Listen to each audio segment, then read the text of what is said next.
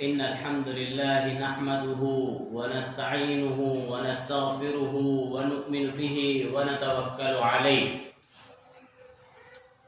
ونعوذ بالله من شرور أنفسنا ومن سيئات أعمالنا من يهده الله فلا مضل له ومن يضلله فلا هادي له وأشهد أن لا إله إلا الله إله الأولين والآخرين وقيوم السماوات والأرضين وأشهد أن محمدا عبده ورسوله وخليله وأمينه أرسله إلى الناس كافة بشيرا ونذيرا وداعيا إلى الله بإذنه وسراجا منيرا وصلى الله على آله وصحبه الذين ساروا على طريقته في الدعوة إلى سبيله وسلم تسليما كثيرا أما بعد فإن خير الحديث كتاب الله وخير الهدي هدي محمد صلى الله عليه وسلم وشر الأمور محدثاتها وكل محدثة بدعة وكل بدعة ضلالة وكل ضلالة في النار. أعوذ بالله السميع العليم من الشيطان الرجيم من همزه ونفخه ونفسه. بسم الله الرحمن الرحيم. يا أيها الذين آمنوا اتقوا الله حق تقاته ولا تموتن إلا وأنتم مسلمون. يا أيها الناس اتقوا ربكم الذي خلقكم من نفس واحدة وخلق منها زوجها وبث منهما رجالا كثيرا ونساء واتقوا الله الذي تساءلون به والأرحام إن الله كان عليكم رقيبا.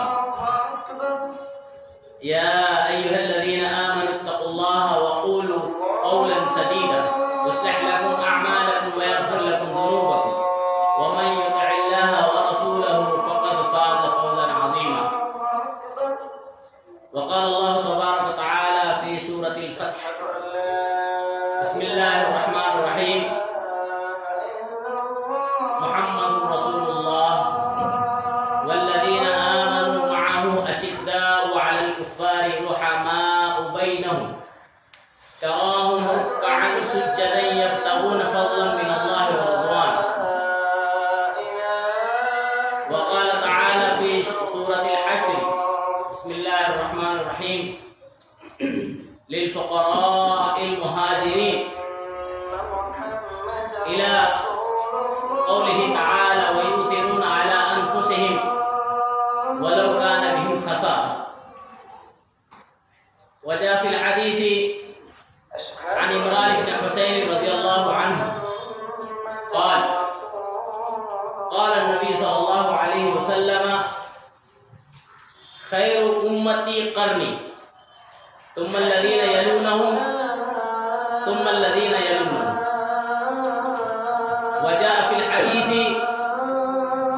قال نبينا عليه الصلاة والسلام اللهم أعز الإسلام بهذين الرجلين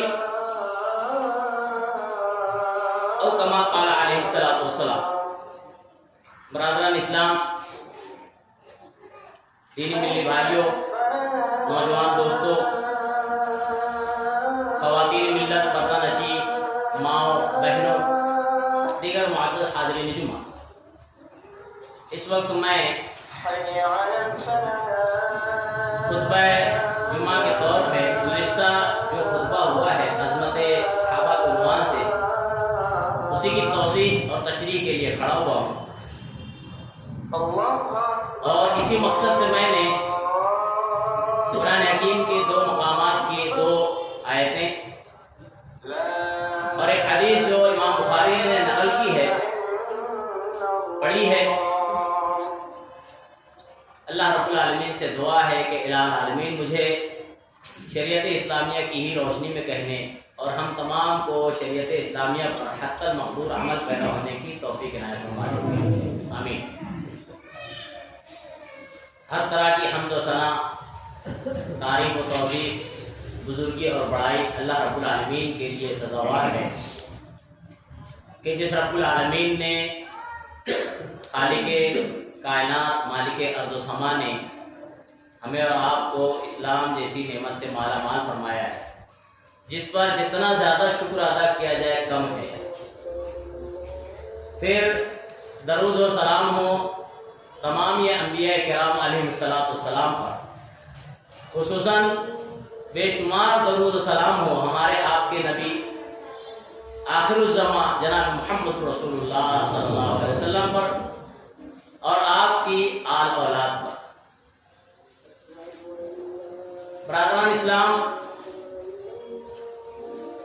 اگر سادہ لفظوں میں اسلام کی تعریف کی جائے تو بلا خوف تردد، بلا ڈر تکذیب یہ بات کہی جا سکتی ہے کہ انسانوں کو حقیقی انسان بنانے والا کوئی نظام، کوئی مذہب ہے تو مذہب اسلام،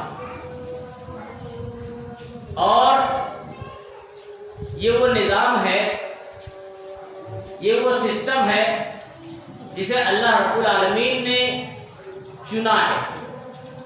جیسے کہ اللہ رب العالمین فرماتا ہے ان الدین عند اللہ الاسلام، اللہ کے نزدیک محبوب اور پسندیدہ دین اور مذہب اسلام ہے۔ اور اللہ رب العالمین نے اس نظام کو عام کرنے کے لیے، ہم آپ تک اور رہتی دنیا تک پہنچانے کے لیے جن ہستیوں کو چنا، جن لوگوں کا انتخاب کیا، اللہ رب العالمین نے اس نظام کو پھیلانے کے لیے جن لوگوں کا انتخاب کیا، انہی ہستیوں کو، انہی لوگوں کو صحابہ کا گروپ کہا جاتا ہے۔ یہ ایسی مقدس ہستیاں ہیں کہ اس عالم فانی کا معائنہ کر لے، بغور مطالعہ کر لے، ابتدا سے لے کر اب تک اور انشاءاللہ رہتی دنیا تک،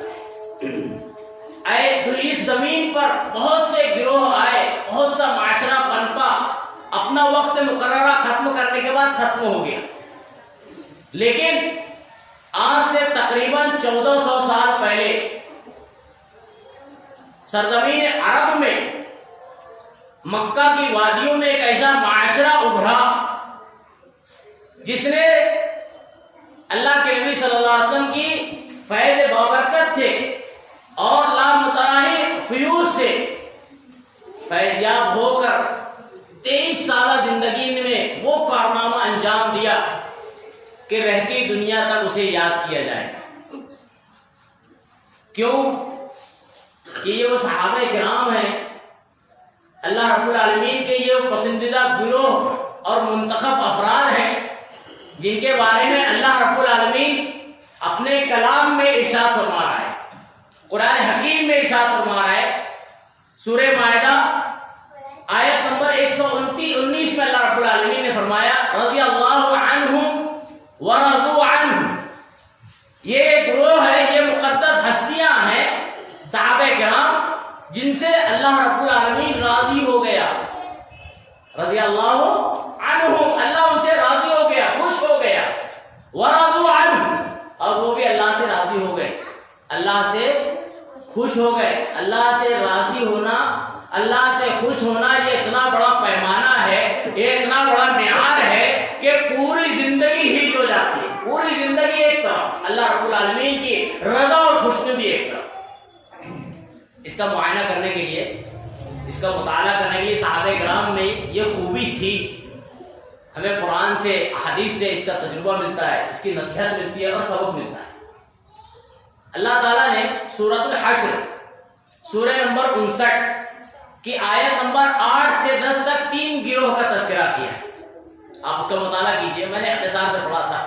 للفقراء المہاجرین الذین اخرجوا من دیارہم، پہلا گروہ اللہ نے تذکرہ کیا فقراء مہاجرین کا، جو اپنے گھروں سے نکال دیے گئے، صحابہ کرام جو مکہ میں رہا کرتے تھے، مکہ سے دربدر کیے گئے، نکالے گئے، کبھی حبشہ پہنچ رہے ہیں، بعد میں پھر مدینہ پہنچ رہے ہیں۔ یہ دربدر ہونے کی وجہ تھی قولوا لا الہ الا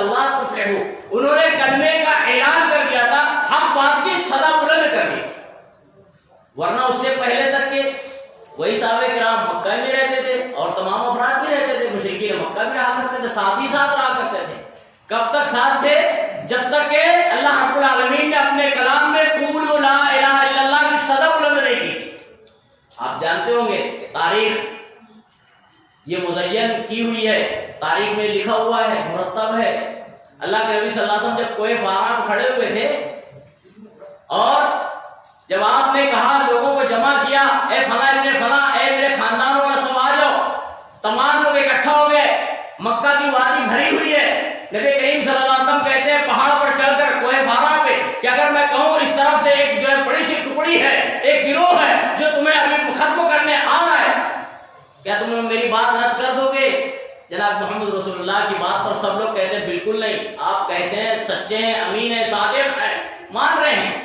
اس کے بعد آپ نے جب کہا قولوا لا الہ الا اللہ تفلحوا، کہ لوگوں لا الہ الا اللہ پڑھو کامیاب ہو جاؤ گے۔ آپ غور کریں، تاریخ میں مطالعہ کریں، ایک پتھر آیا تھا اللہ کے نبی صلی اللہ علیہ وسلم کے چہرے کی طرف، وہ پتھر کسی اور کا نہیں تھا، اپنے قریبی خاندان کا تھا، اپنے چچا ابو لہب کی طرف سے پتھر آیا تھا، اور پتھر آتا ہوا پھینکتا ہوا اس پہ کہا تھا تبا لکا یا محمد علی ھذا جمعنا، نستغفر اللہ نعوذ باللہ، یہ جملہ اس نے کہا تھا اے محمد صلی اللہ علیہ وسلم، اس لیے ہمیں جمع کیو، یہ بات کہنے کے لیے۔ معلوم یہ ہوا کہ اللہ کے نبی صلی اللہ علیہ وسلم نے جس وقت قولوا لا الہ الا اللہ کی صدا بلند کی، اور صحابہ کرام نے جس وقت قول لا الہ الا اللہ پر عمل کیا اور اس کا اعلان کیا، اقرار کیا، بس وہاں سے ان کی آزمائش، تکالیف، امتحانات شروع ہو گئے۔ حضرت ابوبکر صدیق رضی اللہ عنہ کا معاملہ آپ جانتے ہیں، اللہ اکبر، کیا مقام ہے، کیا فضیلت ہے حضرت ابوبکر صدیق کی۔ جب اللہ کے نبی صلی اللہ علیہ وسلم نے کلمہ پڑھایا تو بے چین ہو گئے۔ روایتوں میں مطالعہ کیجئے، بخاری میں، امام بخاری میں نقل کیا ہے، مسند احمد میں تفصیل سے آیا ہے۔ اللہ کے نبی صلی اللہ علیہ وسلم کے سامنے بے چین ہو کر کہتے ہیں اللہ کے نبی صلی اللہ علیہ وسلم ایک مرتبہ موقع دیجیے، میں سب کے سامنے جا کر اعلان کرتا ہوں۔ اللہ کے نبی صلی اللہ علیہ وسلم کہتے ہیں اس لیے آپ ابوبکر تھوڑا صبر کر لو، ابوبکر مت کہو ورنہ لوگ ماریں گے، لیکن یہ اللہ کا کلام تھا، اللہ کے نبی کی محبت تھی، اور یہ دل اور جان میں رس بچ گیا تھا، بس صبر نہیں ہو رہا تھا۔ حضرت ابوبکر سے صبر نہیں ہوا، جا کر مکہ میں اعلان کرتے ہیں، کعبۃ اللہ کے قریب کھڑے ہو کر لا الہ الا اللہ، اے لوگوں کو قولوا لا الہ الا اللہ تفلحوا، کامیاب ہو جاؤ گے اگر کلمہ پڑھو گے۔ اتنا بولنا تھا حضرت ابوبکر صدیق، عمر کافی زیادہ ہے، لوگوں نے سب مل کر مارنا شروع کیا، یہاں تک روایت میں آتا کہ بے ہوش ہو گئے، دن بھر بے ہوش پڑے تھے، دن بھر ایسے ہی بے ہوشی میں نکل گئے، اتنا مکہ والوں نے مارا تھا، مشرکین نے اتنا مارا تھا کہ دن بھر بے ہوشی کے عالم میں چلا۔ اب جب ہوش میں آئے شام کے وقت تو پہلا جملہ تھا میرے ساتھی جناب محمد رسول اللہ کیسے ہیں؟ اللہ اکبر۔ ان کے خاندان والے کہہ رہے ہیں ماں کے سہارے سے آئے تھے، دیکھ لیجئے اسلام کی تاریخ، ماں ایسی چیز ہے، ماں میں ایسی ممتا ہوتی ہے، ایسی محبت ہوتی ہے، بہت سمجھاتی ہے، کھانا کھا لو بیٹا، دن بھر کے بھوکے ہو نہیں کھاتے ہیں، کہتے ہیں پہلے مجھے سہارا دو، میں چل نہیں پا رہا ہوں اپنے قدموں پر، مجھے لے کر چلو میرے آقا کے پاس جناب محمد رسول اللہ کی حالت دیکھنا چاہتا ہوں کیسے، اپنی ماں کے سہارے پر کندھے پر ہاتھ رکھتے ہوئے جناب محمد رسول اللہ صلی اللہ علیہ وسلم کے بعد بیت ارقم میں آتے ہیں، جب دیکھ لیا تو اطمینان ہو جاتا ہے کہ میرے ساتھی محمد رسول اللہ سلامت ہے۔ یہ صحابہ کرام تھے، یا حضرت ابوبکر صدیق، ان کی عظمت کا آپ نے پچھلے ہفتے بھی سنا، کتنی عظمت تھی، کتنا مقام تھا، کتنا مرتبہ تھا۔ ایک مرتبہ اللہ کے نبی صلی اللہ علیہ وسلم نماز فجر کے بعد درس دے رہے تھے، دیکھیے اللہ کے نبی صلی اللہ علیہ وسلم موقع بہ موقع درس دیا کرتے تھے، یہ نبی کریم صلی اللہ علیہ وسلم کی سنت تھی۔ درس میں آپ کہتے ہیں کہ میں نے دیکھا، مجھے بتایا گیا کہ ایک شخص جو ہے کھیتی کرتا کرتا تھک جاتا ہے، اور تھک کر اس کے پاس ایک جانور گائے وغیرہ تھی، اس پر بیٹھ جاتا ہے۔ تو اللہ کے نبی صلی اللہ علیہ وسلم جب یہ کہتے ہیں، صحابہ کرام جو تعجب سے دیکھ رہے ہیں، پھر وہ گائے کہتی ہے انا لم نخلق لہذا، ہم اس طرح سواری کے واسطے نہیں بنے ہوئے، تم اس میں سے اتر جاؤ، انا نخلق للحرث، ہم کھیتی کے واسطے بنے ہوئے۔ اللہ کے نبی صلی اللہ علیہ وسلم جب یہ بیان کرتے ہیں تو صحابہ کرام تعجب سے دیکھتے ہیں، تعجب سے اور حیرانی سے پوچھتے ہیں، یا نبی اللہ، اے اللہ کے نبی صلی اللہ علیہ وسلم، ان البقر تکلم، کیا گائے بھی بات کرتی ہے؟ صحابہ کرام کو تعجب ہوا، انکار نہیں تھا، کیا گائے بھی گفتگو کرتی ہے؟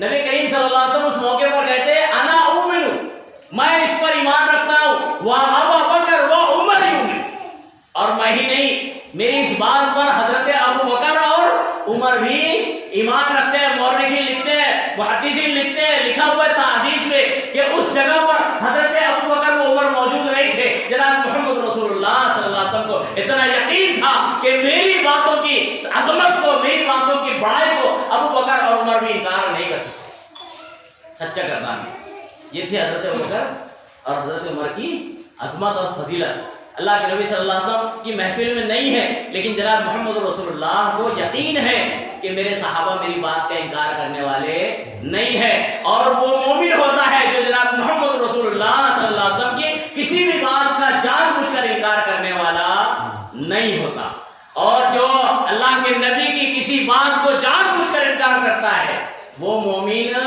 نہیں ہوتا۔ یہ قرآن کہہ رہا ہے، اللہ رب العالمین قرآن میں کہہ رہا ہے وَمَن يُشَاقِقِ الرَّسُولَ مِن بَعْدِ مَا تَبَيَّنَ لَهُ الْهُدَى وَيَتَّبِعْ غَيْرَ سَبِيلِ الْمُؤْمِنِينَ نُوَلِّهِ مَا تَوَلَّىٰ وَنُصْلِهِ جَهَنَّمَ وَسَاءَتْ مَصِيرًا۔ اللہ نے کھلے ہوئے الفاظ میں کہا ہے جو اللہ کے رسول سے لڑے۔ اللہ کے رسول سے لڑنے سے مراد کیا ہے؟ اللہ کے نبی صلی اللہ علیہ وسلم سے ان کی باتوں پر ٹکرا کر، ان کی باتوں کو روک کر کسی امام، بزرگ، ولی، پیر، مرشد کی بات کو مقدم کرتے ہوئے وہ اللہ کے نبی سے لڑنے والا ہے۔ نولی ما تولا، اللہ کہہ رہا ہے ہم اسے جہنم کے حوالے کر دیں گے، کیونکہ انہوں نے صحابہ کا راستہ اختیار نہیں کیا۔ اللہ نے کہا صحابہ کا راستہ کیا تھا؟ اللہ نے قرآن میں نے جو بتایا سورہ حشر میں 3 گروہ کا تذکرہ کیا۔ پہلے مہاجرین کا، مہاجرین کیسے مہاجر؟ اللہ اکبر، حضرت مصعب بن عمیر رضی اللہ عنہ معاملہ ملتا ہے، ایسے مہاجر باہر سے آئے تھے۔ صہیب رومی کا، صہیب رومی باہر سے آئے ہوئے تھے، روم سے آ کر بسے ہوئے تھے، ایمان لے آئے، اور اس کے بعد اللہ رب العالمین نے انہیں نواز دیا، اپنے جو ہے اللہ نے ان کو فضل کیا، بہت مائنڈیڈ تھے۔ اب معاملہ ہجرت کا آیا، ہجرت کا معاملہ آیا تو اہل مکہ نے ان کو گھیر لیا، اپنے مال کے ساتھ جا رہے تھے۔ کہا صہیب، بولے کیا ہو گیا؟ جب تم آئے تھے یہاں پہ تو کچھ نہیں تھا، اب یہاں سے جا رہے ہو تو یہ سب لے کر مت جاؤ۔ پھر بولے اگر تمہیں ہجرت کرنا ہے تو تم جیسے یہاں پر آئے تھے ویسے ہی ہجرت کرو، قربان جائے ہمارے اخلاق پر، صحابہ کرام پر۔ کہتے ہیں ٹھیک ہے، یہ سب کوئی معنی نہیں رکھتا ہے، سب لے لو۔ اللہ اکبر، کپڑے بھی اتروا لیے تھے، یہ روایت کے الفاظ ہیں، کسی طرح ڈھانپ ڈھوپ کر ہجرت کرتے ہیں۔ یہ وہ صحابی رسول ہیں صہیب رومی رضی اللہ عنہ۔ صحابہ کرام کی ہجرت ایک الگ باب ہے، ایک مستقل باب ہے، اور بہت معنی خیز ہے، اس سے کئی اسباب ملتے ہیں، انشاءاللہ کسی موقع پہ اس کی تفصیل رکھی جائے۔ ایک گروہ کا اللہ نے یہ مہاجرین کا تذکرہ کیا، ایک گروہ کا اللہ نے تذکرہ کیا انصار صحابہ کرام، جنہوں نے ان مہاجرین کی مدد کی جن کو اللہ کے نبی صلی اللہ علیہ وسلم نے ان کا بھائی قرار دیا تھا، بھائی چارہ کر دیا۔ بھائی چارہ کرنے کے بعد کتنی مدد کی تھی ہم اور آپ اندازہ بھی نہیں لگا سکتے، سوچ بھی نہیں سکتے، وہاں تک پہنچنا تو دور، وہاں کی سوچ ہمارے اندر پیدا ہونا مشکل ہے، اتنی قربان۔ حضرت سعد ابن ربیع کو بھائی چارہ کیا تھا حضرت عبد الرحمن ابن عوف رضی اللہ عنہ۔ حضرت عبد الرحمن ابن عوف ہجرت کر کے آئے تھے، سعد ابن ربیع مدینہ میں رہنے والے انصاری صحابی تھے اور بہت مالدار۔ اب جب بھائی اللہ کے نبی صلی اللہ علیہ وسلم نے بنا دیا، ظاہر بات ہے اللہ کے نبی نے بھائی بنا دیا تو بس ہو گئی بات، پھر تو پتھر کی لکیر ہے۔ کہتے ہیں حضرت سعد ابن ربیع، اے عبد الرحمن آپ میرے بھائی ہو، اور اہل انصار جانتے ہیں، مدینہ والے جانتے ہیں میں صاحب مال ہوں، بہت مالدار ہوں، میں اپنے مال کا 2 حصہ کرتا ہوں، ایک حصہ تم رکھ لو، ایک حصہ میں رکھ لوں۔ یہ تو عام بات ہوئی، قربانی کسے کہتے ہیں؟ صحابہ میں عظمت کتنی تھی دیکھ لیجیے، الفاظ جملے پر غور کیجیے۔ کہتے ہیں عبد الرحمن میری 2 بیویاں ہیں، اگر تم کہو تو میں ایک کو طلاق دے دیتا ہوں، اور اس کی عدت پوری ہونے کے بعد میں اس کو تمہیں دے دیتا ہوں، تم اس سے نکاح کر لو۔ اتنی بڑی قربانی، اتنی عظمت، کہتے ہیں اپنی ایک بیوی لے لو، اللہ کے نبی نے آپ کو میرا حصہ دار قرار دیا ہے، یہ بھی ایک حصہ ہو سکتا ہے، لے لو میں اس کو طلاق دوں۔ اللہ اکبر، حضرت عبد الرحمن پر قربان جائے، کیا جملہ کہتے ہیں، بارک اللہ لک، بارک اللہ فی اہلک و مالک، اللہ تمہیں برکت دے، اللہ تمہارے مال و اولاد میں برکت دے، مجھے اس کی ضرورت نہیں ہے، صرف مجھ کو بازار کا راستہ بتا دو۔ بازار کا راستہ دیکھتے ہیں، گھی اور پنیر لے کر جاتے ہیں، صحابہ کرام کہتے ہیں کہ کچھ ہی دن بعد اللہ رب العالمین نے انہیں پھر نواز دیا۔ یہی وہ عبد الرحمن بن عوف ہے، اس سے اور اسی تاریخ میں اسی واقعے میں ایک اور سبق ملتا ہے، یہی وہ عبد الرحمن بن عوف ہے، کچھ دنوں بعد پھر مالدار ہو جاتے ہیں۔ ایک مرتبہ اللہ کے نبی صلی اللہ علیہ وسلم کے دربار میں حاضر ہوتے ہیں، نبی کریم صلی اللہ علیہ وسلم دیکھتے ہیں ان کے اوپر کچھ زری وغیرہ لگی ہوئی تھی، نبی صلی اللہ علیہ وسلم پوچھتے ہیں کہ عبد الرحمن تم نے نکاح کیا ہے؟ حضرت عبد الرحمن بن عوف کہتے ہیں اللہ کے نبی صلی اللہ علیہ وسلم جی ہاں، دیکھیے یہ نکاح ہوتا تھا صحابہ کرام کی، تاجدار مدینہ موجود ہیں، سرور کائنات موجود ہے، امام الانبیاء سید البشر موجود ہے، نکاح ہو جانا ہے، خبر بھی نہیں ہو رہی۔ آج یہاں پہ ایسا ہے کہ اگر خاندان میں کسی آدمی کو نکاح ہونے کے بعد خبر نہ دی جائے تو ارے میں تو اس سے بات چیت بند، اب بائیکاٹ کیوں بھائی، بچے کا نکاح کیا مجھے پوچھا ہی نہیں، بس یہ جرم ہو گیا، یہ جرم ہو گیا۔ اللہ کے نبی صلی اللہ علیہ وسلم یہ نہیں کہتے کہ عبد الرحمن مجھے پوچھا کیوں نہیں تم نے، جب دیکھ لیا اثر شادی کا تو پوچھا کہ تم ایک کام کرو، اور نہیں بولو بشا ولیمہ کرو، ایک بکری کا کرو، کم سے کم اتنا تو کرو۔ معلوم یہ ہوا عبد الرحمن بن عوف سے ایک بکری کا اشارہ کر، یہ ایک بڑا باب ہے، آدمی کو اپنی طاقت کے حساب سے ولیمہ کرنا چاہیے۔ اب طاقت اگر جو ہے ایک بکری کی ہے تو آدمی 50 بکریاں نہ کر دے، ادھار لے کر، قرض لے کر، بینک بیلنس لے کر۔ آج تو مجبوری یہ بھی ہے، جیسے کہ لڑکیوں کا کھانا یہ ہے نہیں ہے یہ الگ مسئلہ ہے، لیکن اتنا مجبور معاشرے میں کر دیا گیا کہ اگر کسی نے اپنے بچی کے شادی کے وقت اس کا کھانا نہیں کیا تو معاشرے میں بڑے الفاظ سے اس کو ملقب کیا جاتا ہے، اتنا بھی نہیں ہے اس کے پاس۔ خیر اس تفصیل سے قطع نظر، عبد الرحمن بن عوف رضی اللہ عنہ وہاں سے جو ہے امیر ہو جاتے ہیں، اللہ رب العالمین انہیں وہاں بھی نواز دیتا ہے۔ حضرت سعد بن ربیع نے قربانی کا مظاہرہ کیا، یہ صحابہ کرام کی عظمت ہے۔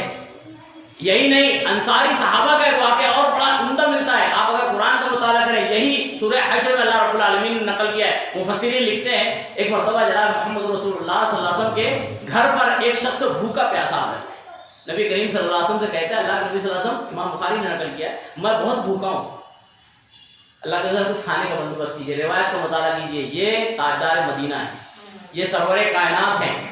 لوگ جو ہے مذاق اڑاتے ہیں کہ اتنی بیویاں تھیں، ان کو لوگ مستشرقین نے اس کا بھی مذاق اڑایا ہے، اتنی بیویاں تھیں، ارے بیویاں تھیں، حالات کیا تھے اس پر غور کریں۔ روایت میں آتا ہے اللہ کے نبی صلی اللہ علیہ وسلم کہتے ہیں ٹھیک ہے، ایک گھرانے سے خبر لیتے اپنی بیویوں کے پاس کھانے کے لیے کچھ ہے، ہر گھرانے سے جواب آتا ہے نبی کریم صلی اللہ علیہ وسلم کا گھر، ہر جھوجے سے جواب آتا ہے اللہ کے نبی صلی اللہ علیہ وسلم پانی ہے بس۔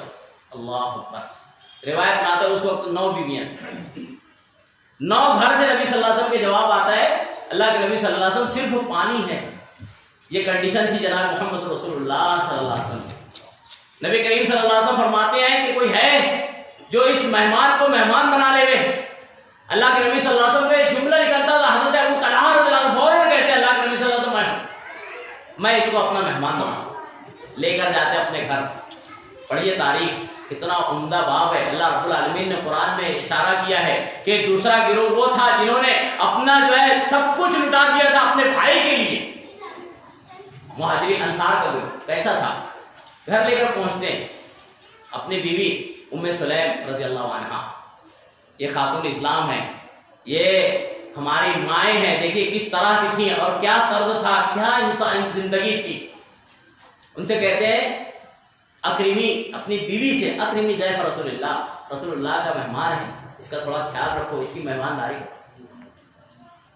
حضرت ام سلیم اب سنتی ہیں تو جواب دیتی ہے صرف اتنا ہی ہے کہ بچے کھا لیں، ہمارا بھی انتظام نہیں ہے۔ یہ صحابہ کرام تھے، زندگی ایسی گزر رہی تھی، گھر میں اتنا ہی ہے کہ بچے کھا لیں بس۔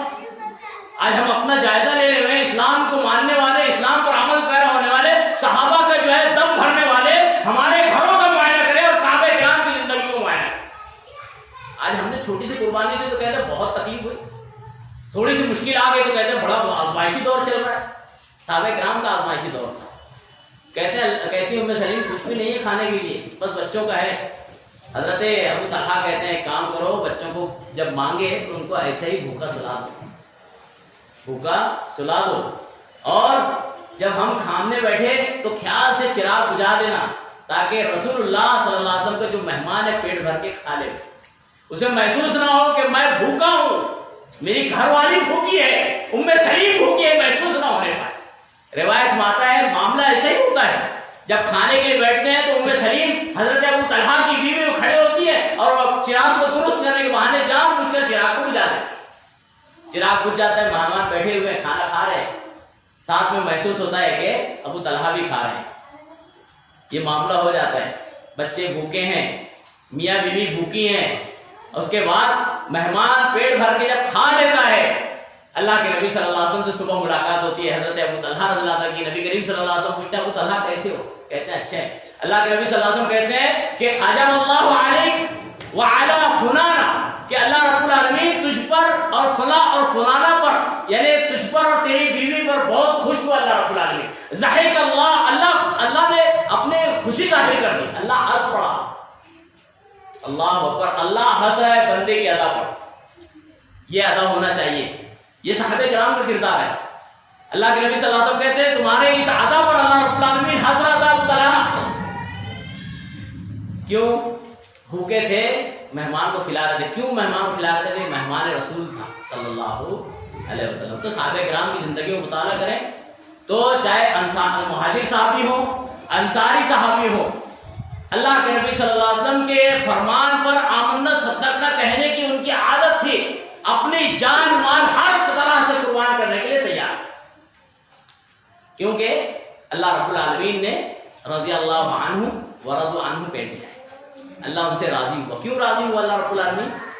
اللہ نے اس کا تذکرہ کیا ہے، والذین محمد رسول اللہ والذین آمنوا معه اشداء علی الکفار، اللہ نے 7 صفتیں بیان کی، جس میں دوسری صفت اشداء علی الکفار رحماء بینہم، کفار کے معاملے میں بڑے سخت، آپس میں بڑے رحم دے۔ بہت سے لوگ جو ہے شیعت کی زبان بولنے لگتے ہیں کہ صحابہ کرام میں آپس میں بھی تنازع تھا، آپس میں بھی لڑتے تھے، ان کے اندر بھی اختلاف تھا۔ صحابہ کرام کا اختلاف کتنا تھا معلوم ہے؟ ایک نقطہ بتا کے اپنے موضوع پر آتا ہوں۔ صحابہ کرام میں اختلاف ہوا، منہج کا اختلاف نہیں تھا، نظریے کا اختلاف تھا، سوچ کا اختلاف تھا۔ یہی عبد الرحمن ابن عوف کہتے ہیں، ایک مرتبہ جو ہے ہم لوگ حضرت عمر فاروق رضی اللہ عنہ کے ساتھ تھے ایک سفر پر، اچانک جو ہے میں کسی کام سے گیا، واپس آ کر دیکھتا ہوں کہ 2 گروہ میں لڑائی ہونے والی ہے، تلواریں کھینچنے والی ہیں۔ عبد الرحمن بن عوف آ کے جب منظر دیکھتے ہیں تو گھبرا جاتے ہیں۔ اب جب غور سے سنتے ہیں کیا معاملہ ہوا تو کہتے ہیں کہ اس معاملے میں تنازع ہو گیا۔ تنازع یہ ہوا تھا کہ نبی حضرت عمر فاروق رضی اللہ عنہ ملک شام جا رہے تھے اور راستے میں مقام پڑاؤ ڈالا تھا، معلوم ہوا تھا کہ جس جگہ کا ارادہ ہے وہاں پہ جو ہے تعاون پھیلا ہوا ہے۔ حضرت عمر فاروق رضی اللہ عنہ کہہ رہے تھے کہ ہم اللہ کی تقدیر سے اللہ کی تقدیر کی طرف جا رہے ہیں، ایک گروہ بن گیا، اللہ نے مقدر میں موت لکھی ہوگی، موت کی طرف جا رہے ہیں، کوئی حرج نہیں، اپنی جگہ پر صحیح تھے۔ دوسرا گروہ تھا، اے عمر امیر المومنین، آپ اپنے آپ کو ہلاکت میں مت ڈالو، کیونکہ اللہ رب العالمین کہتا ہے یا ایھا الذین آمنوا، اے ایمان والو اپنے آپ کو ہلاکت میں مت ڈالو، اور یہ ہلاکت میں ڈالنا ہے۔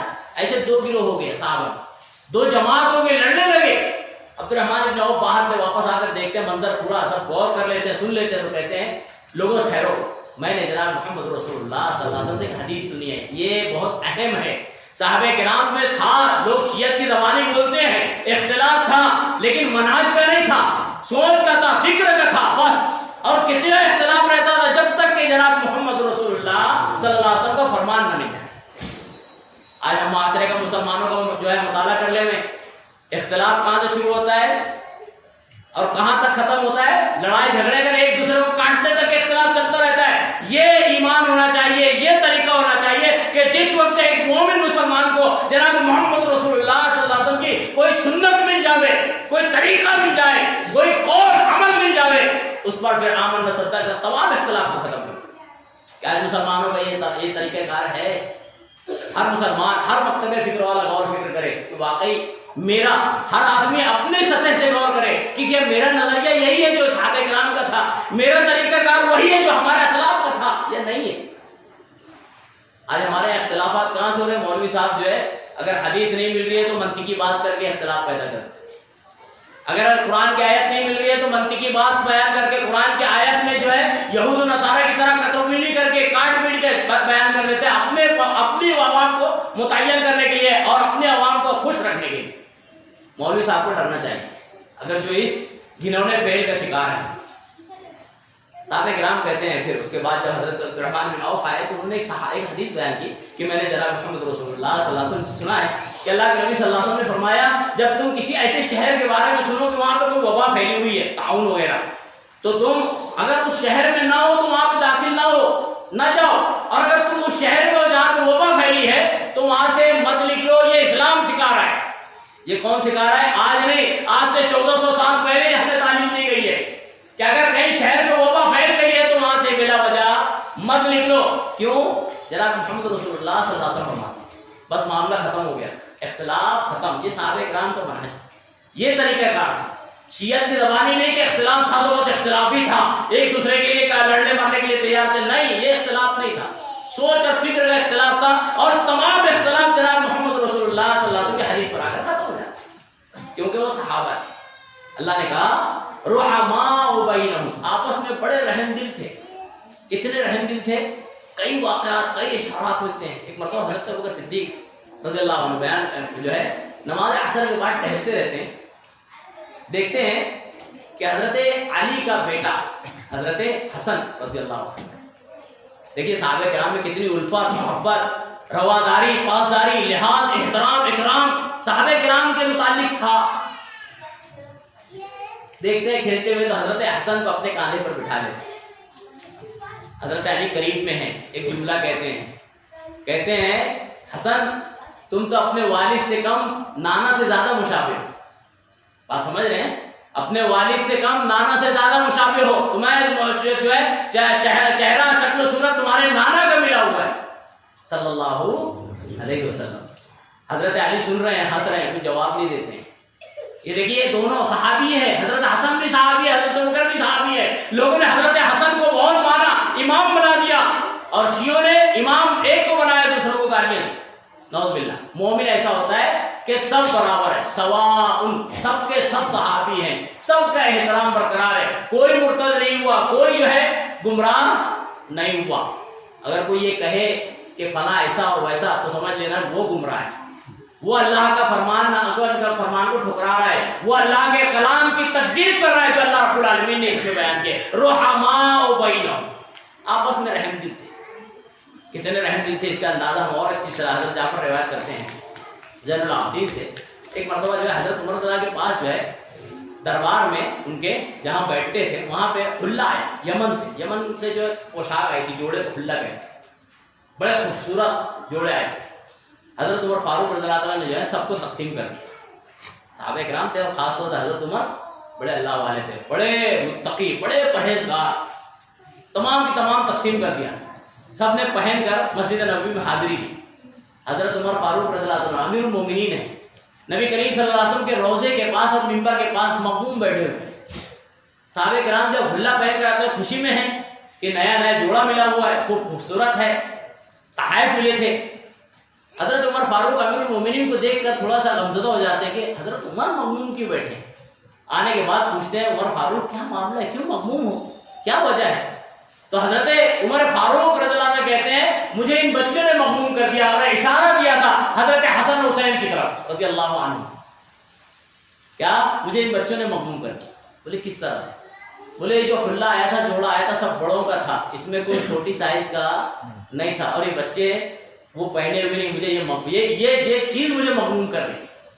یہ سننا تھا, یہ غور کرنا تھا کہ حضرت عمر نے پھر فوراً ایک عامل کو خط لکھا جو یمن کا تھا, اور اس کو لکھ کر کہا کہ فوراً 2 حلے اس سائز کے بھیجو, 2 جوڑے ان سائز کے بھیجو. جب آتا ہے دونوں جوڑا آتا ہے, حضرت عمر فاروق رضی اللہ عنہ اپنے ہاتھ سے حضرت حسن اور حسین, لوگ حضرت عمر کو گالیاں دیتے ہیں نعوذ باللہ, شیعہ, اور حضرت ابوبکر کو گالیاں دیتے ہیں.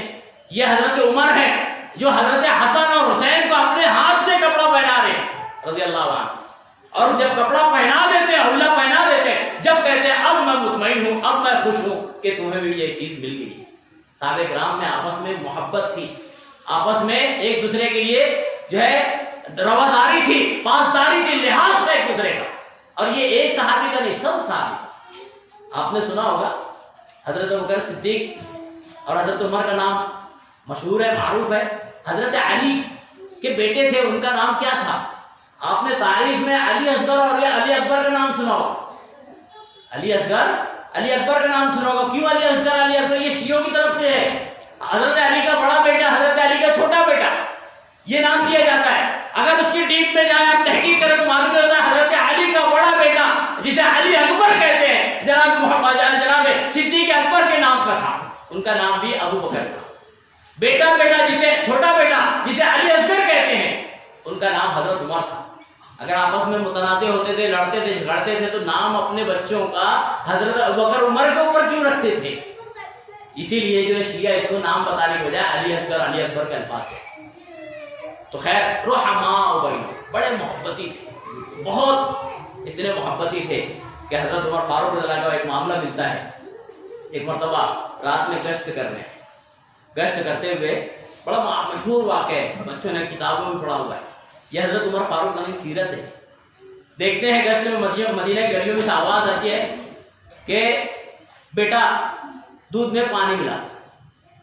بوڑھی ماں کہہ رہی ہے بیٹا اپنی بچی سے کہ دودھ میں پانی ملا. وہ بیٹی تھی. یہ ہمارے خواتین اسلام میں جو ہمارے اولاد ہیں، ہماری جو بچیاں ہیں، اسلام کی جو بچیاں ہیں، انہیں غور سے ایک بات دھیان رکھنا چاہیے کہ اسلام کی بچی ایسی ہونی چاہیے. لیکن آج افسوس کی بات ہے، اسلام کی بچی ایسی ہے کہ لوگ تانا دے رہے ہیں. اسلام کی بچی ایسے اقدام کر رہی ہے کہ لوگ انگوش نمائی کر رہے ہیں، لوگ جو ہے تانا تشریح کر رہے ہیں. اسلام کی بچی کیسی ہونا چاہیے؟ اس وقت ماں سے کہتی ہے، اماں امیر المومنین نے اس کو منع کیا ہے، منادی کرائی ہے کہ کوئی اب دودھ میں پانی نہیں ملائے. تو ماں کہتی ہے ابھی امیر المومنین کہاں ہے؟ منادی کرنے والے ابھی کہاں ہے؟ امیر المومنین عمر فاروق عام آدمی کی حیثیت سے چادر اوڑھے ہوئے گشت لگا رہے ہیں. یہ امیر المومنین ہے، یہ سب کے سردار ہے. سردار کا یہ کام ہوتا ہے، امیر کا یہ کام ہوتا ہے کہ ہر ایک کا حال معلوم کرے. حال معلوم کرنے کے لیے دوڑ رہے ہیں. وہ کان لگا کر سنتے ہیں پوری بات. تو بیٹی کہتی ہے امی امیر المومنین نہ دیکھ رہے ہو. جب انہوں نے کہا کہ امیر المومنین کہاں دیکھ رہے ہیں، کہاں منادی کرنے والا دیکھ رہا ہے، تو کہتے ہیں نہیں دیکھ رہے. تو کیا ہوا؟ جو اللہ رب العالمین ہے، جو احکم الحاکمین ہے، جو سارے کائنات کو چلانے والا ہے، وہ تو اللہ دیکھ رہا ہے. جب یہ جملہ کہتی ہے اپنی ماں سے، امیر المومنین کو بڑا پسند آ جاتا ہے اس بچی کا یہ کلام کہ یہ اسلام کی بچی ہے، یہ ہمارے اسلام ہے. جب یہ معاملہ آتا ہے تو حضرت عمر فاروق اللہ دونوں کو جو صبح اپنی جگہ کو بلواتے ہیں، پورا ماجرا سنتے ہیں کیا ہوا تھا. اس کے بعد اپنے بیٹوں کے درمیان آ کر بیٹھتے ہیں اور کہتے ہیں دیکھو میں اس حال میں نہیں ہوں کہ نکاح کروں، میں اس حال میں نہیں ہوں کہ نکاح کروں، لیکن میری خواہش ہے کہ میرا ایک بچہ، اس میں سے کوئی ایک بچہ اس بچی سے نکاح کر لے. یہ پیغام تھا حضرت عمر رضی اللہ عنہ کی طرف سے. اور امیر المومنین کے گھر پر وہ بیاہ ہو کر آئے.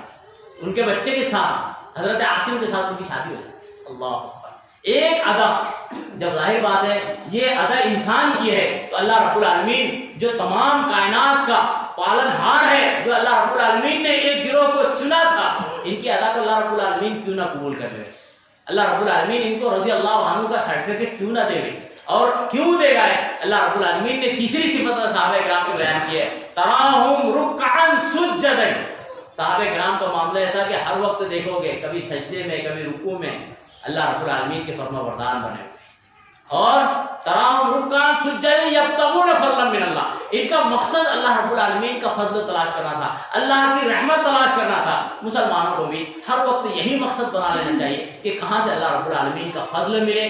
اور ظاہر بات ہے یہ فضل اللہ کا اسی وقت ملے گا جب ہم ہمارے آپ کے نبی جناب محمد رسول اللہ صلی اللہ علیہ وسلم کی سنتوں پر چلیں گے، ہمارے اسلاف صحابہ کرام کے نقش قدم پر چلیں گے، ان کی طرح زندگی گزارنے کی کوشش کریں گے تو اللہ رب العالمین کی رحمت، اللہ کا فضل ہمیں بھی حاصل ہوگا. اور اگر ہم نہیں ایسا عمل کریں گے تو ظاہر بات ہے جو ہمارے اوپر مشکلات، آفتیں، پریشانیاں آ رہی ہیں یہ اور آتے رہیں گی. کسی شاعر نے کہا ہے کہ تو بدر جیسا مقام، بدر جیسی صفت جو صحابہ میں تھی اپنے اندر پیدا کر.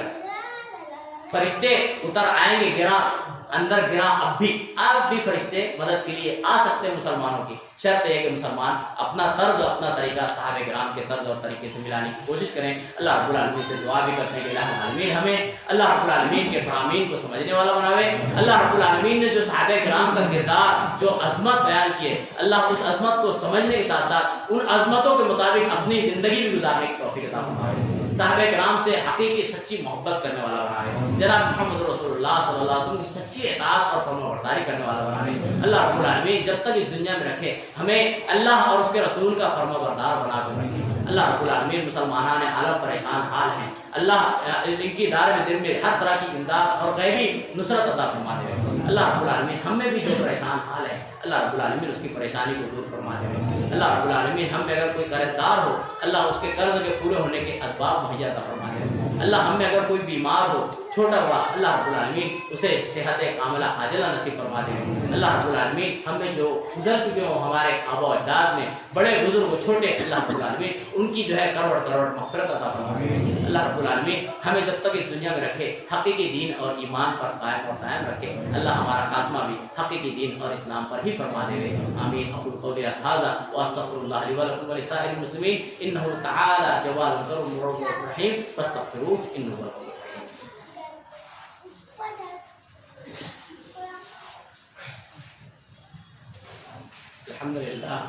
الحمد لله نحمده ونستعينه ونستغفره ونؤمن به ونتوكل عليه ونعوذ بالله من شرور انفسنا ومن سيئات اعمالنا من يهده الله فلا مضل له ومن يضلل فلا هادي له واشهد ان لا اله الا الله واشهد ان محمدا عبده ورسوله.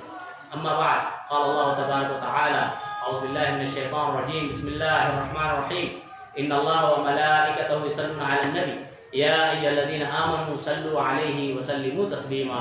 اللهم صل على محمد وعلى آل محمد كما صليت على إبراهيم وعلى آل إبراهيم إنك حميد مجيد.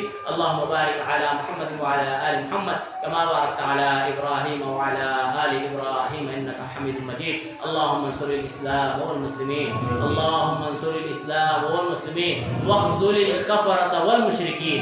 اللهم انصر من نصر دين محمد صلى الله عليه وسلم واجعلنا منهم واخذل من خذل عن دين محمد صلى الله عليه وسلم ولا تجعلنا منهم. آمين. عباد الله رحمني ورحمكم الله ان الله يأمر بالعدل والإحسان وإيتاء ذي القربى وينهى عن الفحشاء والمنكر والبغي يعظكم لعلكم تذكرون. اذكروا الله يذكركم وادعوه يستجب لكم ولذكر الله تعالى أعلى وأولى وأجل وأعلى.